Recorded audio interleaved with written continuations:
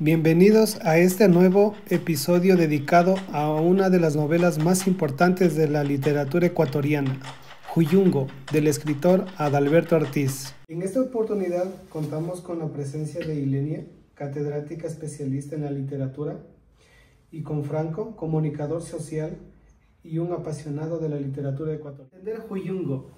Es importante situarnos en el Ecuador a principios del siglo XX.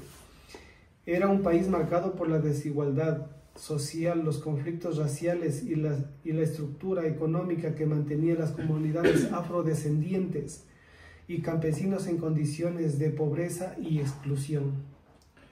Bueno, Ecuador en esa época venía de gobiernos plutocráticos, y hay que considerar de que esa época el primer rubro económico del país era la producción de cacao. Entonces la economía giraba alrededor del trabajo agrícola y del primer producto que se exportaba, y había obviamente una vulneración de derechos laborales con los zafreros, con los cacaoteros sobre todo, y una pugna de intereses económicos, sobre todo bancarios, ¿no?, de la época. Entonces era una época bastante dura, sobre todo para la clase trabajadora, que no tenía derechos y que se encontraban en una extrema marginación social.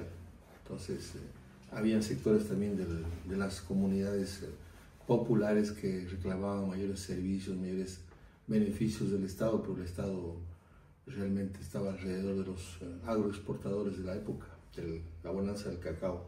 Podríamos hablar incluso de cierto regionalismo que sigue latente hasta hoy en día. ¿Y cómo podremos articular quizá esa parte sociopolítica con la literatura? Pues justamente a través de lo que son obras como Huyungo.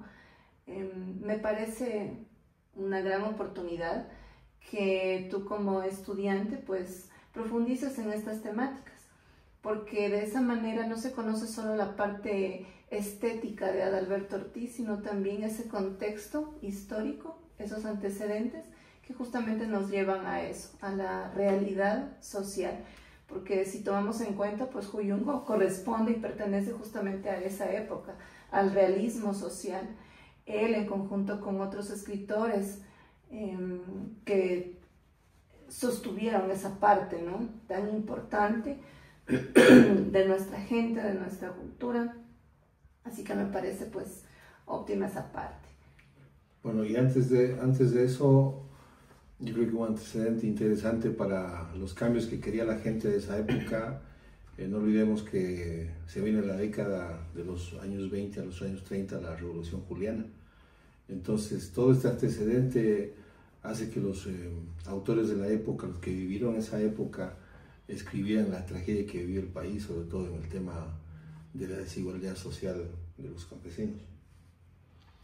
Una gran reseña tenemos como se pasó, bueno, se podría decir en la provincia de Esmeraldas, donde transcurre una gran novela, ¿no es cierto?, del racismo en la parte del día a día. Sin embargo, también era de una tierra rica en la cultura, en tradiciones orales, en música y en la resistencia. Todo esto creo que también varios, se podría decir, autores narran de esto, del racismo, de la explotación de los trabajadores, de la clase media. Justamente ahí lo tenemos pues a Jorge Casa, con su obra Huasipungo, el Chulla Romero y Flores.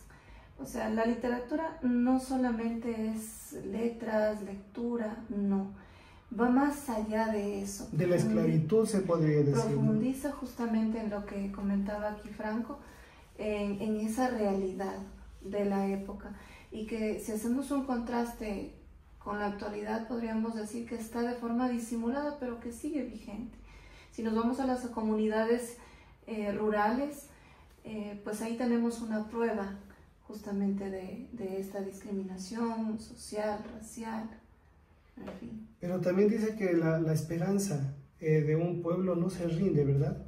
Justamente, porque Adalberto Ortiz lo que hace pues en esta obra es describir la realidad del contexto histórico, sociopolítico, pero también deja esa esperanza viva para que los lectores pues disfrutemos no solamente de la parte estética, sino también de esa esperanza, ¿sí? De esa esperanza.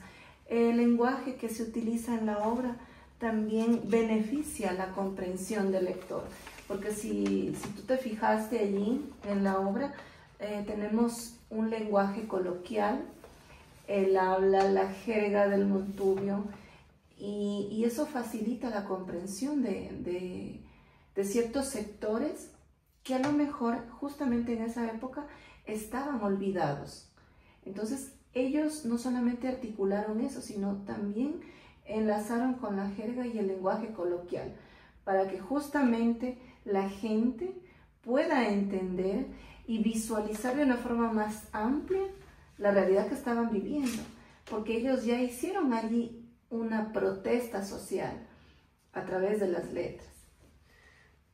A lo que se dice de esto de los pueblos o la identidad de ellos, ¿cómo nos queda? ¿Cómo queda en ellos, se podría decir? Bueno, a mi parecer, no sé qué crea Franco, pero yo sí pienso que la identidad del pueblo ecuatoriano radica justamente ahí, en el conocimiento de la historia.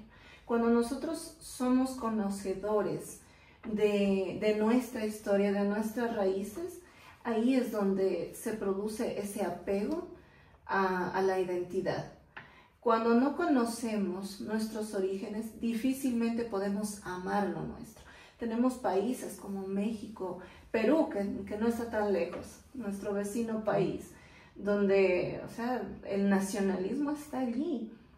¿Por qué? Porque ha habido también políticas de Estado, incluso, que han incursionado en esa parte de, desde la infancia, sembrar, ¿no?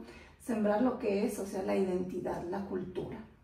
Nosotros lo hemos visto también en años anteriores, en un gobierno pasado, porque no quisiera tampoco politizar el conversatorio, pero sí lo hemos visto. Lo hemos visto en un gobierno anterior, en donde se trató de tener ese apego a la cultura, primero lo nuestro. Yo creo que uno de los ejes transversales del conocimiento y del reaprender la historia es precisamente la historia. Gracias a ella se puede dimensionar sectores que han sido marginados, ¿no? Como los trabajadores, sí, vulnerados, ¿no? Claro, y las nacionalidades indígenas, ¿no? Que no constaban en la Carta Magna en anteriores derechos constitucionales, ¿no? Entonces, con el advenimiento de la Carta de Montecristi, se consagran derechos que tienen años de lucha en busca de espacios sociales, ¿no? Entonces, todos los aportes que da el autor precisamente son para abonar a que en algún momento el Estado también tutele derechos de las nacionalidades indígenas, ¿no? Entonces, no es un documento cualquiera, no es una obra bonita para leer, para tal vez folclóricamente determinar a los pueblos y nacionalidades indígenas, sino es un derecho que está consagrado ya, que he conseguido en base a aportes, ya sean de luchas populares, levantamientos sociales, inclusive de muertes, como la masacre que se dio en noviembre, y que eso ha permitido tener un país plurinacional, como consagra la Constitución. Entonces, la importancia de estas obras es que en el tiempo van reivindicando, y ahora justamente es un Estado mucho más amplio, mucho más inclusivo, que han habido diferencias económicas, sociales, precisamente porque el Estado en aquel entonces, 1920, 1930, 1940, eran estados manejados por la plutocracia. Ya en la Revolución Juliana, con el insigne Isidro Ayora, se garantizan derechos. Ahí está, por ejemplo, el surgimiento del Seguro Social, que es una institución realmente que vino a reivindicar el derecho de la gente, sobre todo las clases populares. Entonces, la Contraloría General del Estado, que vino a regular los intereses económicos, y el Estado vigilar esos intereses económicos que habían y que en el pasado prácticamente estaban detectados por el poder económico. Entonces todos los autores finalmente, ¿qué hacen? Abonar en la sensibilidad social para nuevas conquistas y que ahora las estamos viviendo, ¿no? Y que hay que mantenerlas, pero hay que seguirlas profundizando en el estudio de la historia, y ahí están los aportes de literatos, de escritores que hacen la protesta social a través de la música, del arte, especialmente de las letras. Se podría decir que cada pueblo sueña, sufre, ama y lucha a la vez. Ortiz plasma en la voz de todo un pueblo que exige igualdad y respeto. Justamente. El protagonista Huyungo es un joven afroecuatoriano esmeraldeño que representa el espíritu rebelde y digno de su comunidad. No solamente sería el personaje único, individual, porque estamos hablando también de un personaje universal. Justamente Ortiz lo que trata de hacer con Huyungo, con el protagonista, es de darle un nombre, pero un nombre generalizado. Es decir, que a través de este personaje, a quien le da voz es a todo un pueblo afrodescendiente. ¿Ya? Entonces, él se enfoca más bien desde ese punto, desde llamar la atención del lector a través de universalizar a su protagonista. Entonces, estamos hablando aquí que es la voz de todo un pueblo. Si nos enfocamos también en esta parte de los espacios, es decir, de los escenarios que se describen dentro de la obra, pues pareciera que fueran míticos, porque se habla de la costa, de los valles, del clima cálido húmedo que tiene la costa. Está también haciendo allí un aporte, ¿no? Un aporte de lo que es la región, ¿no? Como tal. Y justamente algo que decía Franco en un principio acerca de la economía, de esa producción a gran escala y todo, es como que hace dos enfoques. Uno de riqueza, de exportación, y el otro, en cambio, que es el motor justamente de eso, lo que provoca justamente ese auge económico, que es la parte obrera, la mano obrera, ¿ya? Y también él menciona allí cómo la mano obrera es el motor de todo y de quien el resto dependemos, ¿sí? No sé si allí a lo mejor también Franco nos aporta con esa parte de la época colonial, ¿no? Pero siempre esa mano de obra o la fuerza laboral era una fuerza oprimida, la menos, claro, la menos pagada, era discriminada, vivían en los arrabales de los pueblos, no tenían los servicios incipientes de un asentamiento humano. Se podría decir que también llegaba esto hasta la muerte, ¿verdad?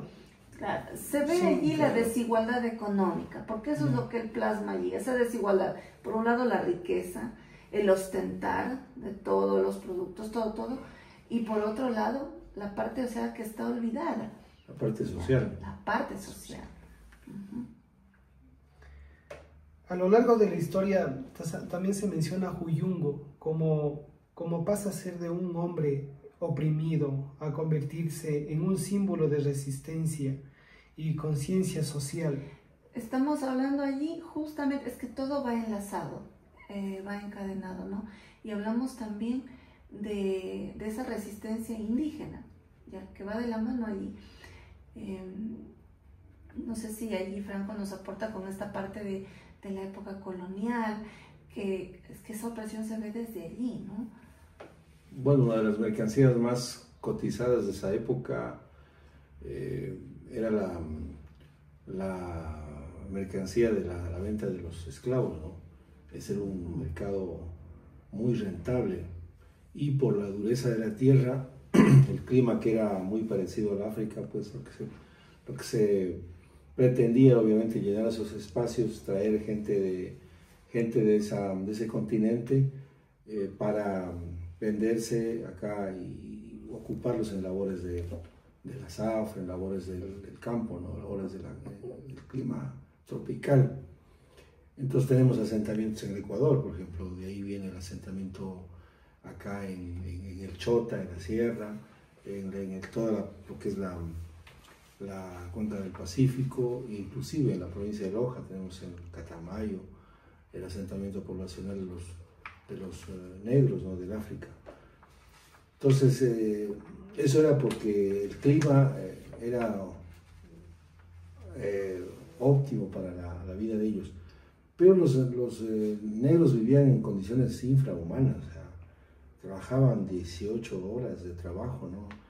Y sus generaciones estaban condenadas a vivir también en la esclavitud. Entonces aparecen, recordemos ya, en la Edad Media aparecen ya personajes que vienen a hacer la resistencia, el gran Espartaco, por ejemplo. Ya vienen a ser épocas donde se sublevan, donde hay la resistencia y hay negros que lideran algunos levantamientos, pero fueron sofocados precisamente por la monarquía, porque no tenían las condiciones, los instrumentos para poder liberarse. Eso ya se venía a grandes voces hablando ya en el tema de la esclavitud. Habían sectores ya políticos de la época que ya estaban en contra de esa actitud, pero el poder económico blindado desde el Estado pues dejaba todavía, inclusive no en condiciones de esclavismo, sino en condiciones infrahumanas, de seguir trabajando. La explotación se dio hasta los años 40, en tal manera de que eso fue realmente muy penoso, bastante discriminación racial, que recientemente, como dije en la Constitución vigente, se consideran algunos derechos. Recientemente, o sea, en la época, en este siglo XXI, se reconocen los derechos de los sectores indígenas y pueblos afrodescendientes. O sea, la lucha no es que terminó ya con los gobiernos democráticos, luego la época de la República, ¿no? Eso recién se está reconociendo ya en efectivo, en la realidad económica y social, la presencia de los pueblos indígenas y afrodescendientes. Eso es una lucha de muchísimos años, desde muchos siglos atrás que se dan.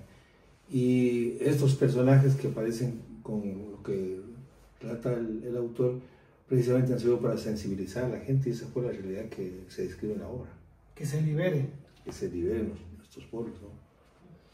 Adalberto Ortiz no solo escribió una historia, dio voz a quienes habían sido silenciados. ¿Cómo serían silenciados esa gente, esa magnitud? Justamente por lo que acabamos de escuchar, ¿no? ¿No es cierto? Ya, a través de la opresión, eran grupos vulnerados en todos sus derechos. Entonces, estamos hablando justamente de omitir, qué sé yo, todos los derechos que un ser humano normal, en sus condiciones normales, debería, o sea, tener, ¿no? Y tomar en cuenta que la explotación del hombre por el hombre venía con la bendición de la iglesia. O sea, eso era lo más doloroso, ¿no? Porque la iglesia santificaba este tipo de explotación al ser humano, ¿no? Más bien dicho, sería también como un tipo de condena. Claro, entonces ellos, los negros, estaban considerados como una raza inferior, o sea, no eran considerados seres humanos, ¿no? Entonces, y la iglesia prácticamente sacralizaba todos esos actos, porque la iglesia estaba siempre al lado del poder. Entonces, todos los pueblos que se iban fundando, hay que recordar y se ve en la historia, los primeros lugares de los parques, el centro del pueblo, está una iglesia, y hasta ahora funciona así, mientras que los sectores populares, los dueños de la tierra, estaban marginados a los rincones. Entonces, en todos los pueblos del mundo cristiano, vemos cómo se iba plantando la cruz y poniendo una iglesia, una capilla, y alrededor de eso estaba el pueblo. Y eso no era gratuito, ni era estético, ni era un tema quizá urbanístico, sino era el poder, se imponía el poder de la iglesia en el centro del pueblo. Primeramente la iglesia. La iglesia, y también estaba el poder político. Tiene una razón de ser, y miren ahora las grandes ciudades obviamente conservan esa tradición que aparece, ¿no? Las grandes ciudades tienen su gran iglesia, al lado sus grandes instituciones de poder. Eso no es gratuito, eso viene desde el tiempo pasado que hay que recordar, desde el tiempo esclavista, viene dándose eso para la sumisión de la gente, ¿no? La sumisión de los pueblos. Y ahí tú recordarás de la lectura que habrás hecho, en la obra hay un pasaje dedicado justamente a eso. La crítica no solamente social, sino también eclesiástica. Y nombra ya Alberto Ortiz cuánta gente muere y padece todos los males, las enfermedades, los virus, todo por construir un templo. Entonces, ese también es un pasaje que él lo dice, o sea, justamente como crítica, ¿ya?, a uno de los poderes también del mundo, que es justamente la iglesia. Finalmente, agradeciéndoles a Ilenia y a Franco por haber compartido este análisis de esta obra, y nos veremos en otra oportunidad. Muchas gracias. Muchas gracias. Muchas gracias.